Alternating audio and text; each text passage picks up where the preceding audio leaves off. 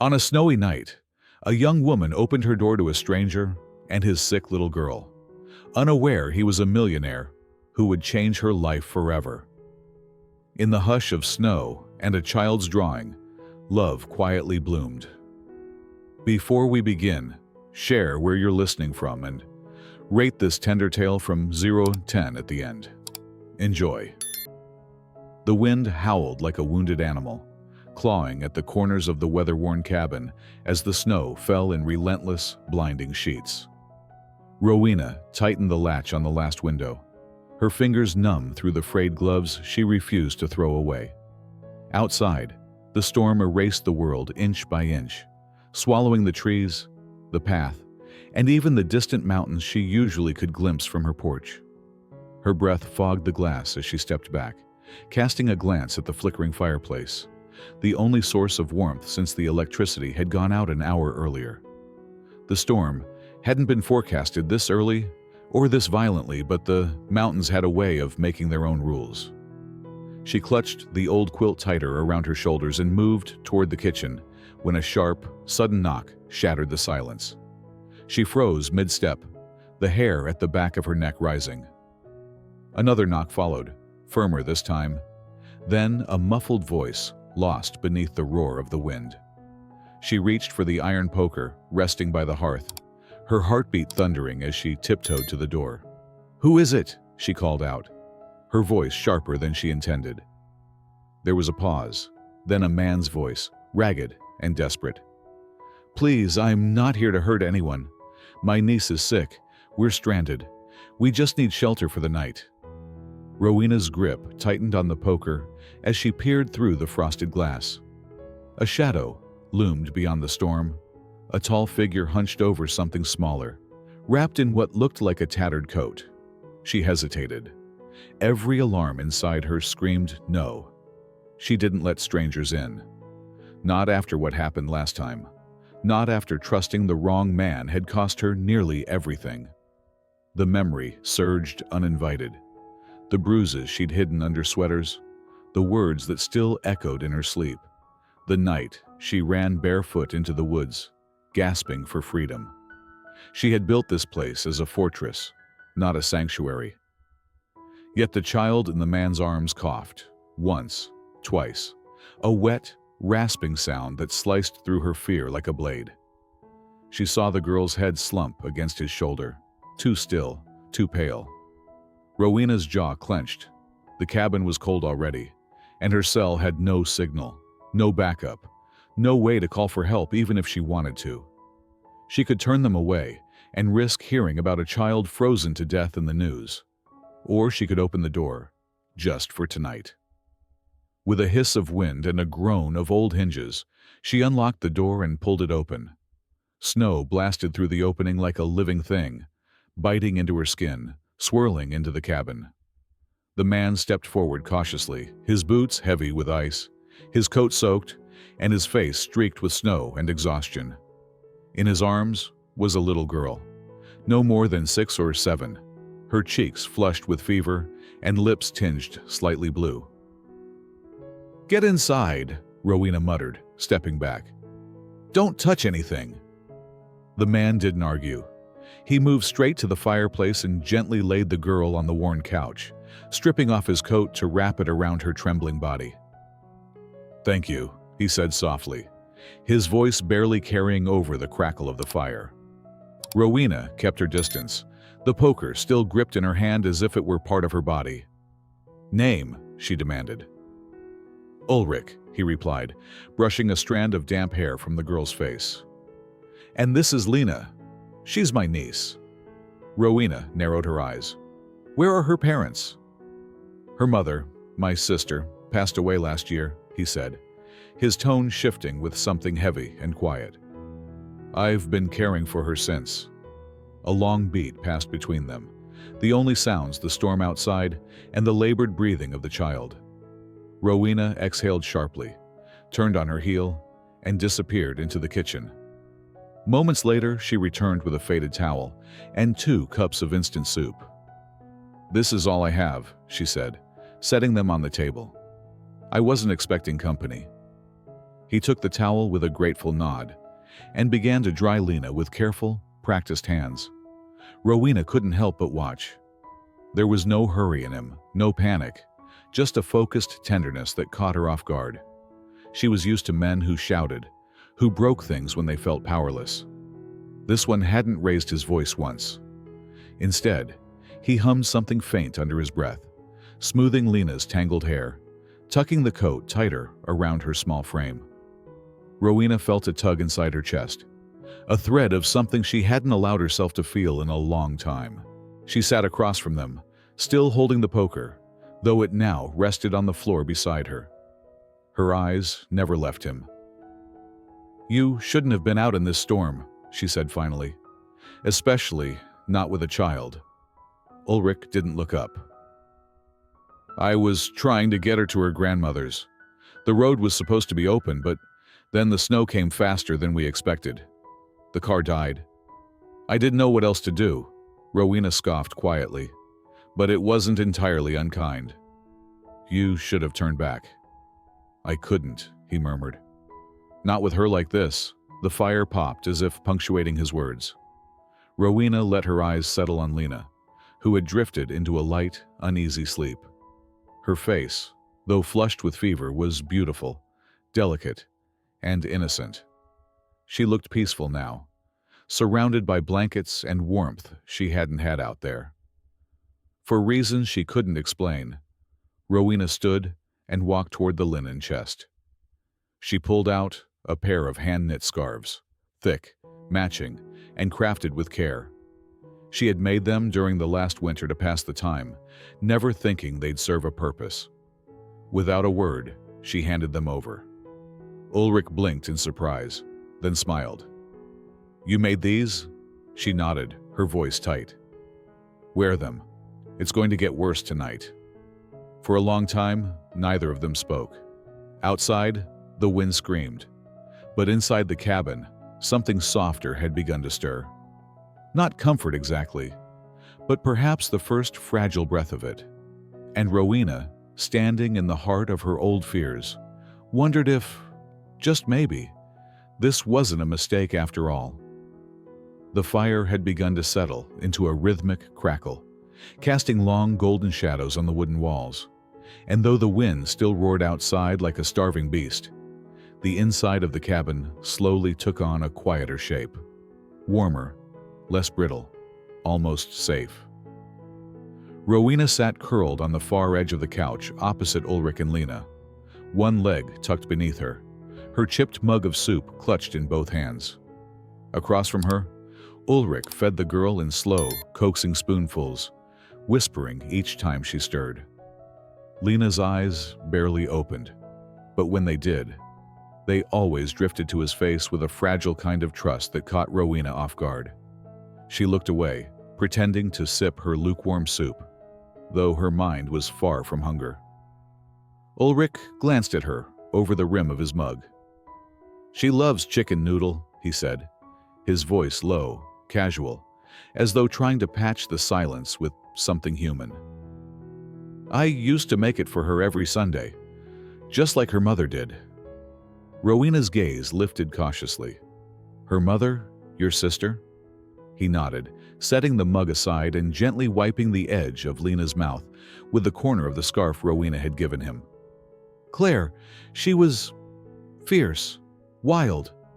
Couldn't cook to save her life, but she always made soup when Lena was sick. Said it had magic." Rowena's lips twitched. "That's not magic, that's just salt and garlic." "Same difference when you're 5, he murmured, and though the corner of his mouth lifted, his eyes didn't join in. The silence that followed wasn't cold like before. It was full, wrapped in something unspoken but mutual. Rowena studied the man before her, not just the tired lines under his eyes or the soot-streaked sleeves of his coat, but the way his hand stayed resting gently on Lena's back, even as the child slept. There was a patience to him, a steadiness that unnerved her more than yelling ever would. Most men she had known had been chaos, storm fronts dressed in smiles. Ulrich was quiet, present. She didn't trust it yet, but she couldn't ignore it either. "I haven't seen anyone in over 2 weeks," she said suddenly, as if needing to reclaim the air between them. "Just me, the wood stove, and a raccoon that keeps trying to break into the pantry." Ulrich let out a small laugh, the sound husky with fatigue. "He's probably smarter than half the people I've worked with." Rowena raised an eyebrow. "And what is it you do when you're not walking children into death traps?" He hesitated for a beat too long. "Freelance logistics, contract work, whatever keeps the lights on." Rowena nodded slowly, unconvinced but unwilling to press. She had secrets too, rooms she never let people walk into. The wind rattled the shutters with a new fury, making Lena stir. She whimpered in her sleep, and Ulrich was there in an instant, whispering into her hair, rubbing slow circles on her back until she settled again. Rowena watched, the poker now forgotten at her side, her fingers loosening around the ceramic mug. "You're good with her," she said, more a thought spoken aloud than a compliment. "She's all I've got," he replied, voice rough around the edges. "And I don't know what I'm doing half the time, but I'd do anything to keep her safe." The sincerity in his voice didn't shake. It didn't need to be loud. It was honest, and that scared her more than a lie ever could. She rose slowly, setting her mug down with a soft clink and disappearing into the back hallway. Ulrich didn't move, but his eyes followed her shadow as it slipped past the doorway. She returned moments later with a small tin box, wrapped in an old handkerchief. Sitting cross-legged near the fire, she opened it to reveal a half-dozen hand-carved wooden animals, tiny deer, owls, and bears, smoothed from years of sanding. "I used to make these for kids at the hospital where I volunteered," she said, almost embarrassed. "Not much use anymore, but maybe she'd like one." Ulrich stared at the tiny figures, then at her, and something in his face shifted. Not gratitude exactly. Something quieter. Recognition. "Thank you," he said simply, reaching over to choose a tiny fox. He tucked it carefully into Lena's hand, and the girl, half asleep, curled her fingers around it like it was a treasure. Rowena didn't speak. She just watched them, the stranger and the child, who felt oddly familiar, as though they had been meant to arrive, not crash into her life by accident, but be drawn into it like threads seeking a seam. The fire dipped, and Rowena rose again to throw another log on. The flames roared back, casting a brighter glow that made the room feel impossibly alive. The cabin had always been a place of silence, of escape, but tonight it was something else entirely. It was occupied not by fear, but by breath, by warmth, by the tentative beginning of something that had no name yet. And as she sat back down, closer this time, she felt the faintest crack in her walls. Not a collapse, just a hairline fracture where the heat could finally get in. By morning, the storm had buried the world in silence. The windows were crusted with frost, and every inch of the porch had vanished beneath a thick, unbroken blanket of snow. Rowena stood at the threshold, wrapped in her heavy coat, boots sinking into the drift as she leaned forward to assess the landscape. The road was gone, just a white expanse stretching into nothing. She heard the creak of floorboards behind her and turned to see Ulrich standing with Lena still asleep in his arms, her head nestled beneath his chin. "No way out today," she said quietly. He nodded without protest, his eyes scanning the same emptiness she'd seen and already accepted. They were snowed in. Another day together. She wasn't sure how she felt about that. Inside, the cabin exhaled warmth. The fire had been kept alive through the night, and the scent of kindling and ash clung to the walls. Rowena moved with quiet purpose, setting out breakfast, dry toast, a few apples, weak tea, while Ulrich settled Lena on the couch once more. She didn't say much, but the silence between them had changed. It no longer bristled with suspicion, but settled into something steadier, like a rhythm shared between people who'd learned, if only briefly, to breathe together. "I can chop firewood," Ulrich offered as he finished his tea. "Your stack's low." She hesitated, watching him over the rim of her mug. "There's an axe in the shed. If you lose a finger, don't come crying to me." She expected a smirk, but he just smiled and nodded, pulling on his coat before disappearing out the back door. She watched from the kitchen window, arms folded. He moved with surprising skill, each swing of the axe sharp and purposeful, the kind of precision that comes from years of making do without hiring someone else to fix things. It was the same way she worked, careful, self-taught, and silently proud. After a while, she turned away and began kneading dough for fresh biscuits, the flour dusting her hands like snow. Lena stirred late that morning. Fever dulled but not gone. Her cheeks were less flushed, her eyes glassy but curious as they followed Rowena's every movement. Without thinking, Rowena knelt beside her with a damp cloth, brushing the girl's hair back and checking her temperature. "You're going to be okay," she whispered, more to herself than to Lena. The little girl blinked slowly, her voice raspy. "Are you my mommy?" Rowena's heart jumped. She glanced at the doorway. Ulrich was still outside. "No, sweetheart, I'm just helping." But Lena didn't seem to hear. She reached out and touched the edge of Rowena's scarf, the one she had knitted just last winter. "It's soft," the girl murmured before drifting back into sleep. The weight of that simple question stayed with her as she moved through the day. Rowena cooked, cleaned, changed Lena's clothes, and added another blanket to the couch.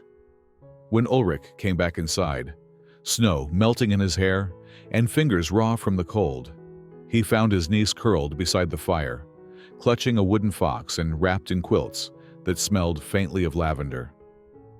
Rowena handed him a cup of soup without a word and returned to her chair. But the space between them had shortened.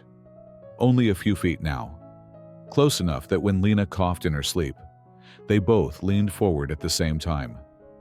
By afternoon, the sun peeked through the clouds, casting shards of light into the cabin. Lena was drawing with colored pencils Rowena had found in an old drawer, her brow furrowed in quiet concentration. Ulrich watched from the table as she filled the page with thick, uneven lines. A small cabin surrounded by snow, 3 stick figures standing beneath a crooked pine tree. "This is me," she said proudly, pointing to the smallest. "And this is Uncle Ulrich. And this is you," she added, tapping the third figure, which had long black hair and a big yellow sun behind it. "You're Mommy now?"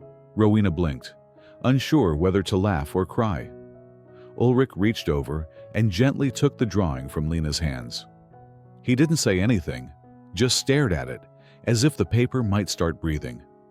That evening, after Lena had eaten a few spoonfuls of broth and fallen asleep in a quiet tangle of scarves and blankets, Rowena sat near the fire, her fingers absently unraveling a thread in her sleeve. Ulrich approached with the drawing still in hand, now folded neatly. He handed it to her. "She sees what she feels," he said softly. "She doesn't say things unless she means them." Rowena held the drawing, like it was something fragile, not sure what to say. "I'm not trying to take her mother's place," she murmured. "You're not," Ulrich replied. "But you've given her something she hasn't had since Claire died. Safety, warmth, a place that doesn't feel temporary." The fire cracked and shifted, casting fleeting light across his face. He looked exhausted, but not defeated. Rowena set the drawing on the mantel, just above the hearth. She didn't say anything more, but her actions did. She poured him a second cup of tea. She gave Lena her childhood teddy bear to sleep with. She set out 3 bowls for the next morning instead of 1, and as the night thickened outside, blanketing the cabin in a hush of snow, something intangible bloomed quietly in the air between them.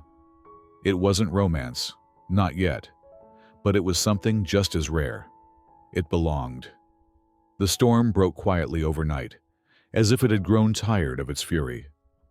By dawn, the world outside the cabin lay breathless and still beneath a thick sheet of white, unmarked and gleaming under the early sun. Rowena stirred before the others, the warmth of the fire now nothing more than a faint, orange ember glowing in the hearth. She added 2 logs, coaxing the flames back to life with a practiced touch, then stepped outside to gauge the road.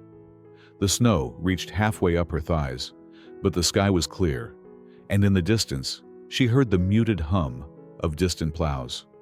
Maybe the county would finally dig them out. She hugged her coat tighter around her shoulders and turned back toward the door, the wind brushing her cheek like a final farewell. Inside, Lena still slept curled on the couch, one arm around the fraying teddy bear Rowena had given her. Ulrich lay on the floor nearby, one blanket half draped across his chest, his arm extended just enough to rest near the girl's shoulder. Something about the scene struck Rowena harder than it should have. A father and child, though not by blood, tied together by something thicker than DNA. She wanted to speak. Maybe suggest staying another day. Maybe ask if they had anywhere they truly needed to go. But the words never made it past her lips. Instead, she scribbled a quick note, left extra wood by the fireplace, and slipped out to catch the shuttle that only passed through her rural stretch twice a week. The diner was unusually quiet. Her shift dragged with the slow tick of the wall clock and the bitter taste of oversteeped coffee. Every time the bell above the door jingled, she looked up instinctively, half hoping to see Ulrich's tall frame or Lena's shy smile. But the booths remained filled only by strangers. She'd gotten used to their presence too quickly, she realized. A man and a child, once nothing but trouble pounding at her door, had somehow become the warmth she didn't know she'd been missing. By the time her shift ended, the ache in her chest had begun to settle, dull, unwelcome, and too familiar.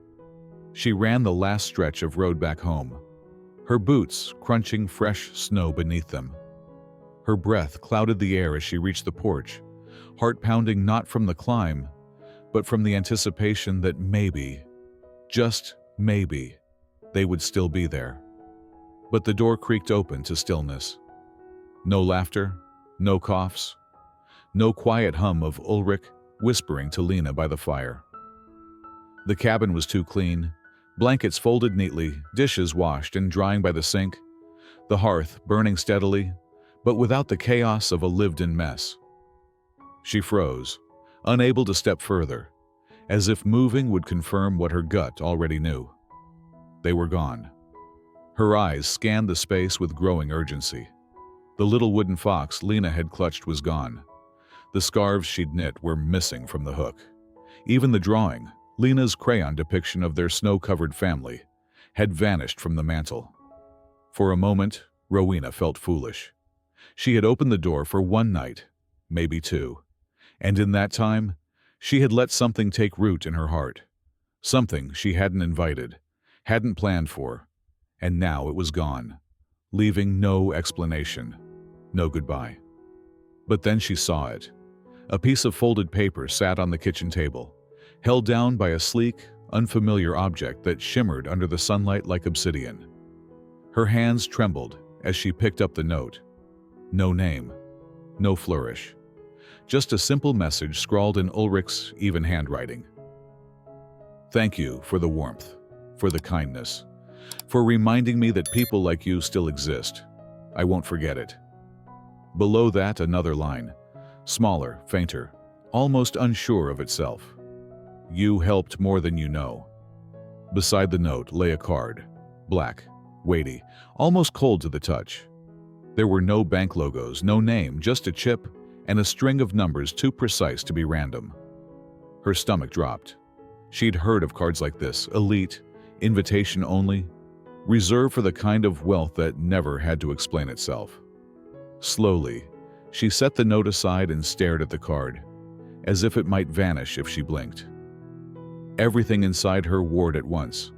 The instinct to return it, the suspicion that this was some elaborate joke, and the nagging, sinking truth that Ulrich hadn't been who he said he was.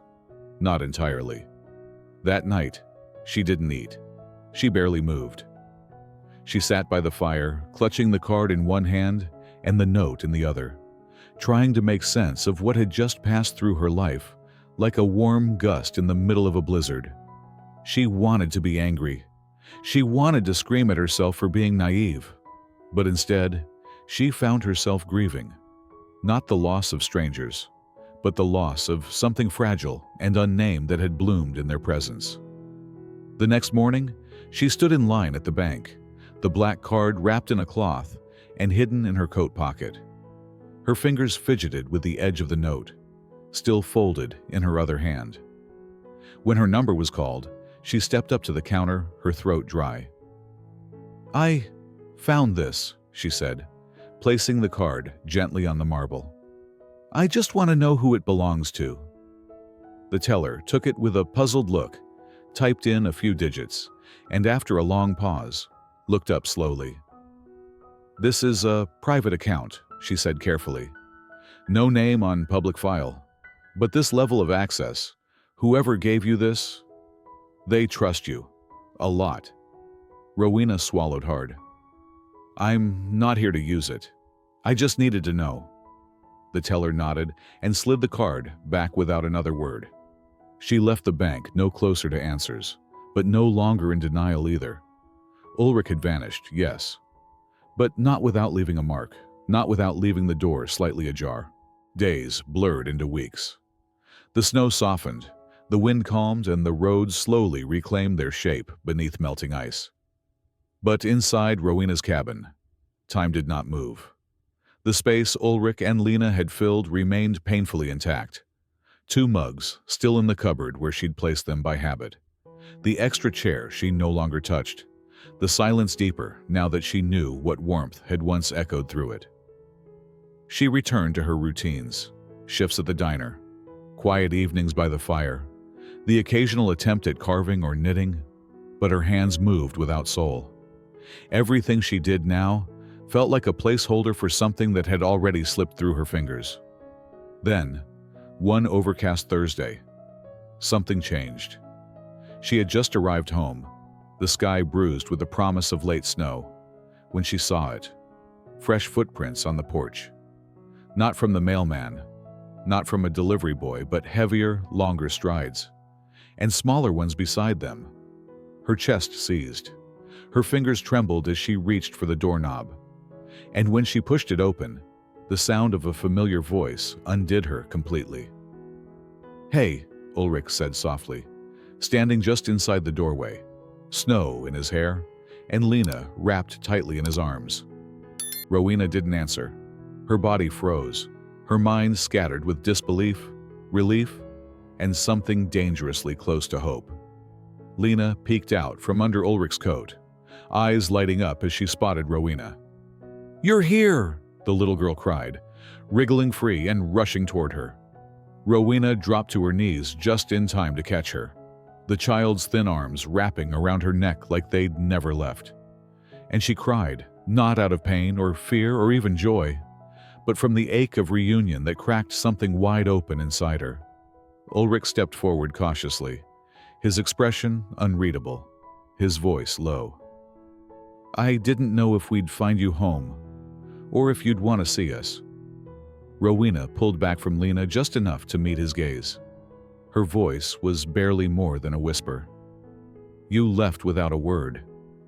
"I had to," he said. "Not because I wanted to, but because I wasn't ready to explain who I was. I needed time to do it right." He stepped closer. "But every mile I drove away from here, I felt like I was leaving something I'd never find again." The fire had long since gone cold, but the cabin was burning with something else now. Questions, tension, the sharp sting of unsaid things. And yet, none of it turned her away. She stood slowly, Lena's hand still clasped in hers. "So, tell me," she said, "now that you're here, who are you really, Ulrich?" He exhaled, then nodded. "My name is Ulrich Mason, CEO of Mason Holdings. You probably saw the name in the news." She had, and she remembered every word. The interviews, The headlines, the questions about his private life. One answer had struck her most, a line delivered with unflinching sincerity when asked about his ideal partner. "She's quiet, strong and kind. The kind of woman who'd open a door not knowing what was on the other side." "I meant what I said in that interview," he continued. "I wasn't making it up. I was thinking of you." Rowena's knees buckled slightly, but she held firm. She led them both to the couch, Lena now between them, cradling her teddy bear as if no time had passed. The child looked from one to the other, eyes round with curiosity. "Are we staying here again?" she asked.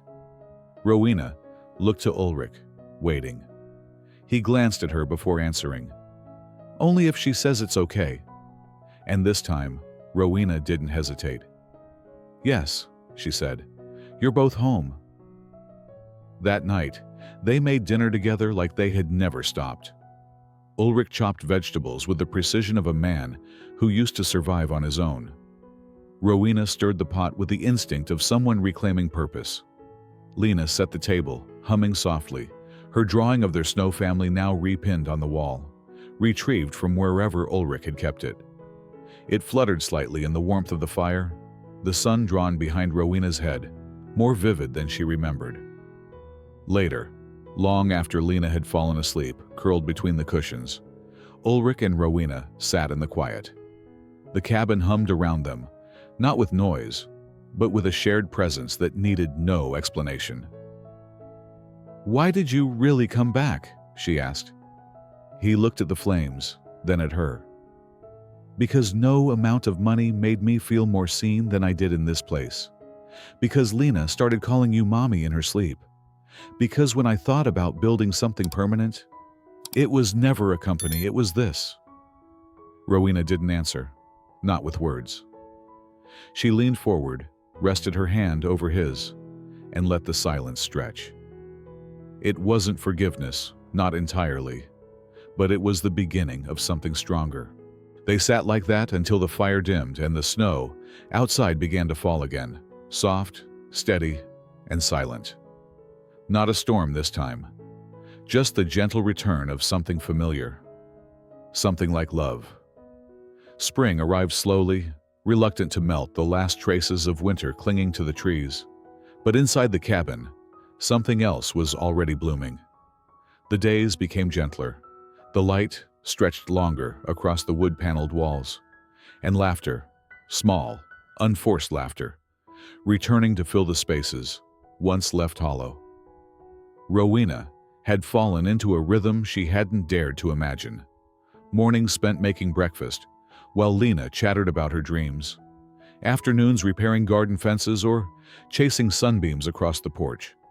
And evenings curled together near the fire while Ulrich read stories aloud with a quiet reverence that made even fairy tales sound true. But no matter how warm the cabin became, something cold lingered beyond it. Ulrich had insisted that Lena begin attending the small, local school nestled just beyond the ridge. "She needs structure," he had said, "and other kids." Rowena agreed, though a tightness had coiled in her chest when Lena first climbed onto the yellow school bus. She stood on the porch that morning, waving, until the bus vanished into the trees, her heart aching with a kind of pride she didn't feel entitled to. She wasn't Lena's mother. She wasn't even family. She was just the woman who'd opened a door one night, and somehow hadn't closed it since. But children do not recognize boundaries adults build around love. It happened 1 week after Lena started school. Rowena had walked to the market, her canvas bag filled with herbs and flour, when she spotted Lena sitting alone on a bench near the playground. Her head was bowed, her arms crossed tightly over her chest, and 3 older children stood nearby, whispering in tones meant to hurt. Rowena's steps quickened, her pulse rising. Before she could call out, she heard the words. "You don't have a real mom," one of the girls sneered. "He just drags you around like a stray. My mom said you're from some broken family." Lena didn't cry. She didn't speak. But her silence was a wound Rowena felt as if it were her own. She crossed the grass with steady steps, her jaw clenched, her grip tightening around the market bag. The children turned, just as she reached them, their expressions shifting from smug to uncertain. Rowena knelt beside Lena, brushing a strand of dark hair behind her ear. "Is that true?" Lena asked softly. "That I don't belong to anyone?" Rowena's voice didn't shake. It was low and certain, and cut through the air like flint. "No, sweetheart. You belong to me." Gasps rippled through the small circle, but Rowena didn't care. She stood slowly, turning to the children whose eyes widened under her steady gaze. "Let me explain something," she said, her voice calm but firm. "Being a mother isn't about biology or blood. It's about who shows up in the middle of the night, who holds your hair back when you're sick, who remembers what makes you smile even on the worst days. And by that measure," she looked down at Lena, her heart swelling, "I am as much her mother as anyone could ever be." There were no comebacks. The children shrank back without another word, scattering toward the far end of the playground. Rowena turned back to Lena, who stared up at her like the world had just shifted. "Does that mean I can call you Mommy?" the girl asked, voice barely more than a breath. Rowena nodded, kneeling again to pull her close. "If you want to, yes. I would be honored." And as Lena threw her arms around her neck, Rowena felt something in her soul click into place. Like a puzzle piece she hadn't realized was missing, had finally found where it belonged. That evening, Ulrich returned from a meeting in town. Rowena told him everything. Every word spoken, every glance exchanged, every moment that had burned itself into her memory. He listened in silence, his arms folded, his eyes locked onto hers. When she finished, he said nothing at first. He simply stepped closer, placing one hand on the small of her back and the other on her cheek. "She's always seen you as her mother," he said quietly. "But now she has the words for it." Rowena's lips parted, but nothing came out. Not yet. She was still absorbing the reality of it. Later that night, after Lena had drifted to sleep under her favorite quilt, Rowena stood at the cabin's window, staring out at the woods. The stars were scattered across the sky like the first snowflakes of winter, distant but glowing. Ulrich joined her, sliding his arm around her waist, his presence grounding. "I don't want her to ever feel that small again," she whispered. "Then let's make sure she never does," he answered.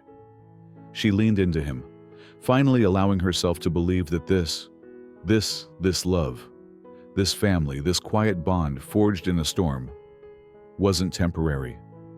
She had entered this story as a woman with a locked heart and a guarded life. But now, she stood as something more, a protector, a mother, even if no one had given her the title until today. The days that followed felt like a dream Rowena hadn't dared to have. Mornings began with the sound of Lena's footsteps padding across the cabin floor and Ulrich humming absent-mindedly as he brewed coffee. Afternoons were filled with stories by the fire, garden planting, or long walks through the pine-framed trails behind the cabin. And in the quiet moments, when Lena had gone to bed, when the firelight danced low, when Ulrich reached for her hand without saying a word, Rowena felt the ache of loneliness she had carried for years begin to dissolve, like snow melting into spring. But Ulrich had grown more restless with each passing day. He had started rearranging things in the cabin, tightening hinges, sanding the porch railing, stacking wood as though preparing for something more than a change of season. Rowena noticed, though she didn't press him. Instead, she simply watched. He was the kind of man who planned things with intention, who carried burdens silently until the moment came to set them down. And in his silence lately, she had heard the sound of something coming. Something important, something final.